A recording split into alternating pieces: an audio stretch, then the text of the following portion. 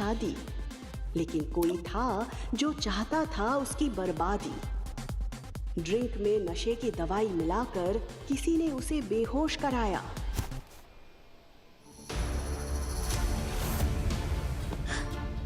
ऋषि, उसे महसूस हुआ कि ऋषि की उंगलियां उसके बालों में घूम रही है। ऋषि, शादी से पहले प्लीज ये सब नहीं। कुछ देर बाद उसकी आंखें पूरी तरह से बंद हो गई और वो कब सो गई उसे पता ही नहीं चला।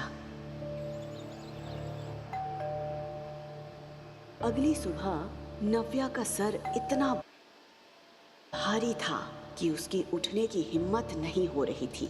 अगले ही पल फिर से डोरबेल की आवाज आई।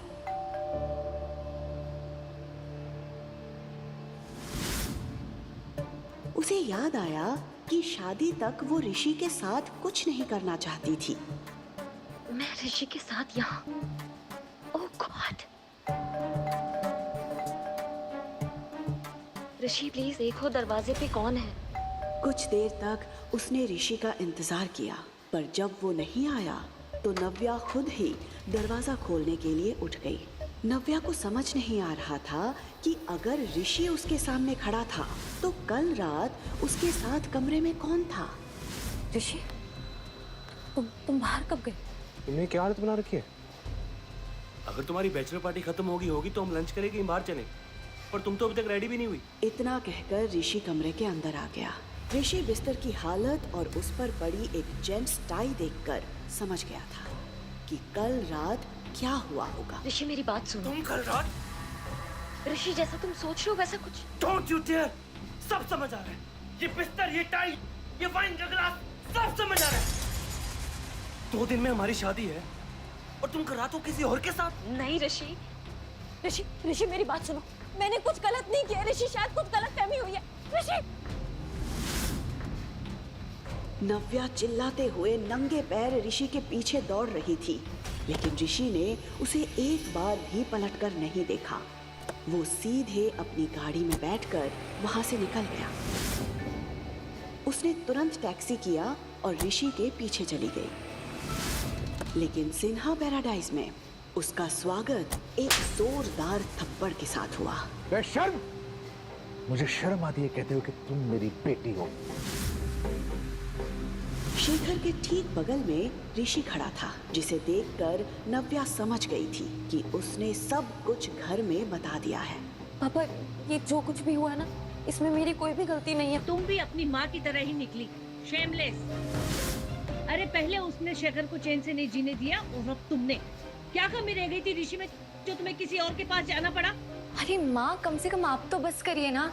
पापा की तबीयत खराब हो रही है, इनका ध्यान रखिए। पापा। शिखा नव्या की सौतेली माँ थी और कनिका सौतेली बहन। कनिका, तुम तो मेरा यकीन करो, मुझे सच में कुछ भी याद नहीं है कल का। मैं ऋषि, ऋषि तुम तो मुझसे प्यार करते हो ना? तुम तो मुझ पे ट्रस्ट करो प्लीज, प्लीज। ट्रस्ट? ये शब्द तुम्हारे मुंह से अच्छा नहीं लग रहा। जिस लड़की से मैंने प्यार किया था वो तो रातों किसी और की हो गई थी। नहीं ऋषि, प्लीज ट्रस्ट मी। अब तुम्हें जो ठीक लगता था तुमने किया, अब मैं वो करूंगा जो मुझे ठीक लगता है। नव्या के साथ बाकी घरवाले भी ऋषि शेखावत का इशारा समझ गए थे। ऋषि ने तुरंत अपनी उंगली से एंगेजमेंट रिंग उतारी और वहीं सबके सामने जमीन पर फेंक दी। ये रिश्ता मैं अभी के अभी खत्म करता हूँ। I am breaking up with you. आज के बाद अपनी ये मनुष्य शक्ल मुझे मत दिखाना। ऋषि, ऋषि नहीं, ऋषि मैंने खबरदार! खबरदार, जो उसे रोकने की कोशिश भी की तो अब उससे जो कुछ कहूंगा ना मैं कहूंगा। और तुमने जो किया है ना, उससे हम सबकी जिंदगी बर्बाद हो गई है। ऋषि, ऋषि बेटा सुनो। प्लीज मेरा यकीन करो, मुझे कुछ ध्यान नहीं आ रहा है। मैं सच में, मुझे लगा कि मैं ऋषि के साथ थी। प्लीज प्लीज मेरा यकीन करो प्लीज।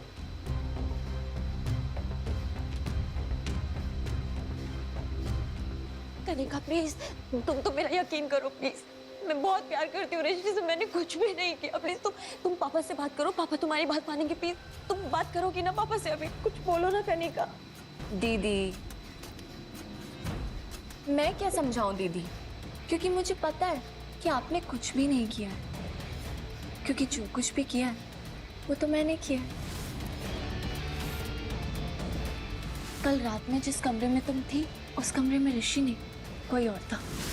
हाँ, लेकिन ये मत पूछना कौन था, क्योंकि ये तो मुझे भी नहीं पता।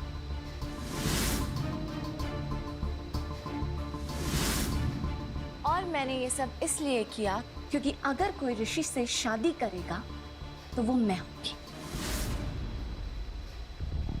मैं ऐसा सोच भी कैसे सकती हो? मैं ऐसा सोच ही नहीं सकती, कर भी सकती हूँ। और देखो, मैंने ऋषि को तुमसे हमेशा हमेशा के लिए अलग कर दिया। अब वो जिंदगी भर कुंवारा रह जाएगा, लेकिन तुम्हारी तरफ दोबारा पलट के कभी नहीं देखेगा। बचपन से तुमसे मैं नफरत करती हूँ और हमेशा तुमसे जीतती आई हूँ।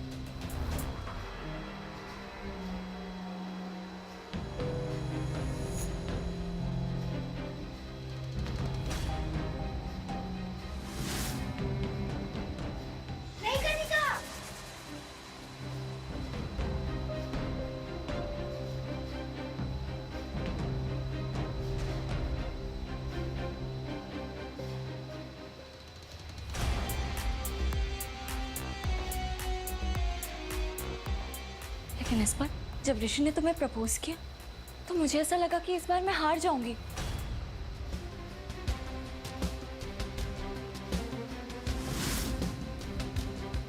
Miss Navya, will you marry me?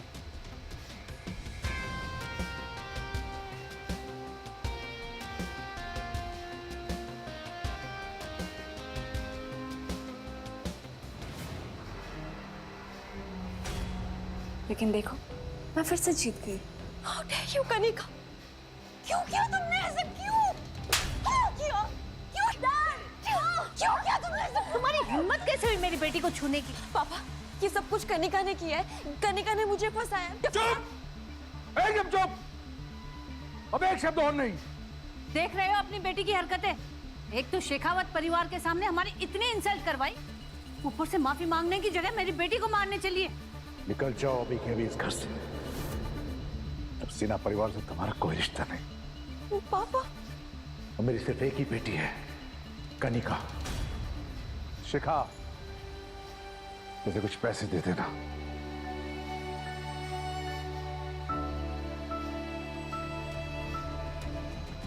उसके पिता शेखर का फैसला उसे अंदर ही अंदर तोड़े जा रहा था। वो समझ चुकी थी कि अब उसे अपने ही घर को छोड़ना पड़ेगा, इसलिए अपना सामान लेकर वो घर से निकल गई।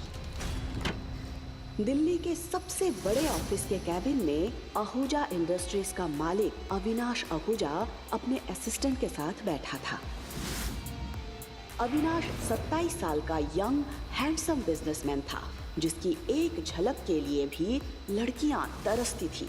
बिजनेस वर्ल्ड में उसकी काबिलियत के साथ उसके गुस्से की भी चर्चा होती थी। मतलब शशांक, तुम ये कहना चाहते हो कि कल रात में किसी लड़की के साथ था और तुम्हारे पास उसके बारे में कोई इन्फॉर्मेशन नहीं है? बहुत बड़ा ट्रैप था।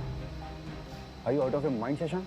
सॉरी सर, हमने बहुत कोशिश की बट लड़की का चेहरा नहीं दिख पाया। एक्चुअली सीसीटीवी सारे सामने से बंद थे, फिर ये दिखाई दिया कि एक लड़की ने दूसरी लड़की को आपके कमरे में भेजा था।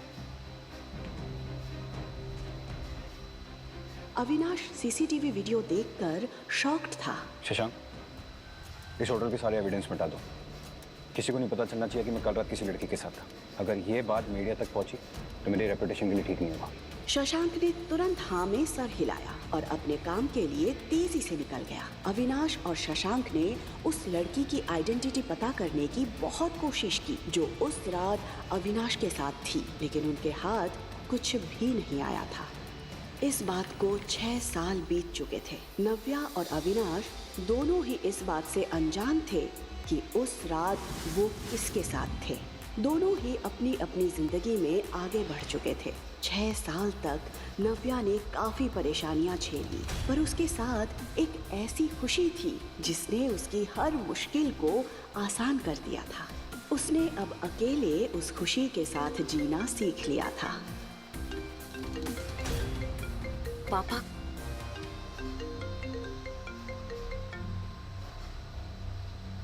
पापा, नव्या, तुम्हें चंडीगढ़ आना है।